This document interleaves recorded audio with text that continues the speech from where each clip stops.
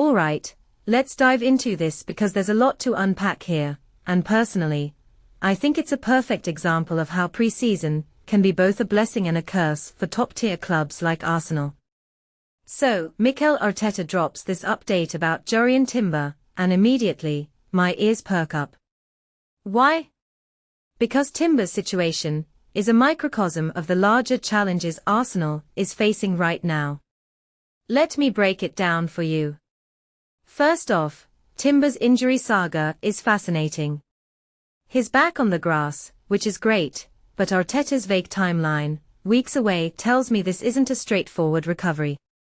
What's really interesting here is how this mirrors the broader disruption Arsenal's pre-season has seen. You've got players trickling back in phases, some ahead of schedule, others lagging. It's like a puzzle where the pieces aren't fitting neatly.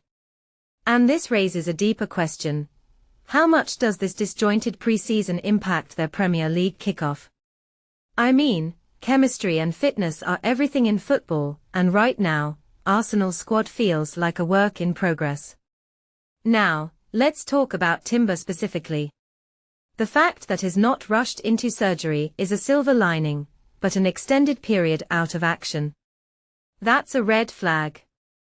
In my opinion, this isn't just about his back injury, it's about how Arsenal manages his return. If you take a step back and think about it, Timber's absence could force Arteta to rethink his defensive strategy.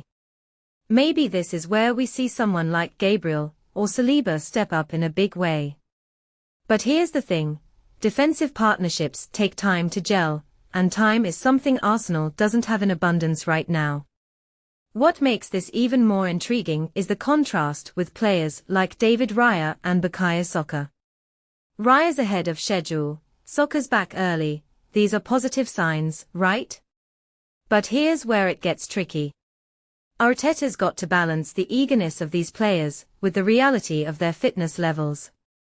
One thing that immediately stands out is how different groups are at different stages.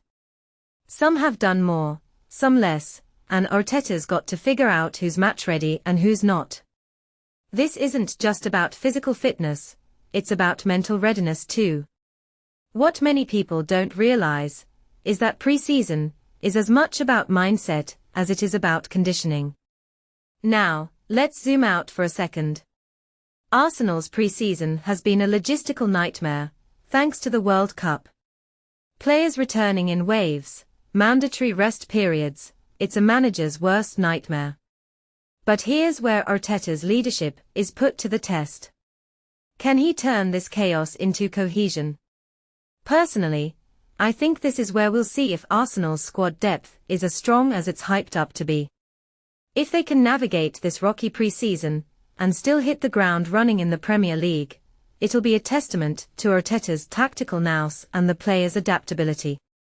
A detail I find fascinating is how Arteta's handling the late returners. He's confident they'll be ready for the season opener, but is also managing expectations. They'll be managed carefully, he says. What this really suggests is that Arsenal's approach is less about rushing players back and more about long-term sustainability. But here's the kicker, in a league as competitive as the Premier League, can they afford to take it slow? I'm not so sure.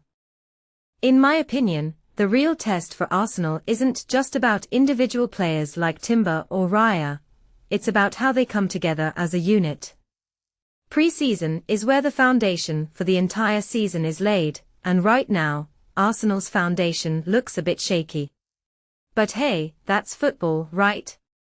It's unpredictable, it's messy, and it's why we love it. So, as we head into the new season, I'll be keeping a close eye on how Arteta navigates these challenges. Will they stumble out of the gate? Or will they surprise us all? Only time will tell. But one thing's for sure, this pre-season has given us plenty to think about. What do you guys think? Let me know in the comments below. How do you see Arsenal's season shaping up? Are they doomed by this disjointed pre-season, or will they rise above it? Let's chat.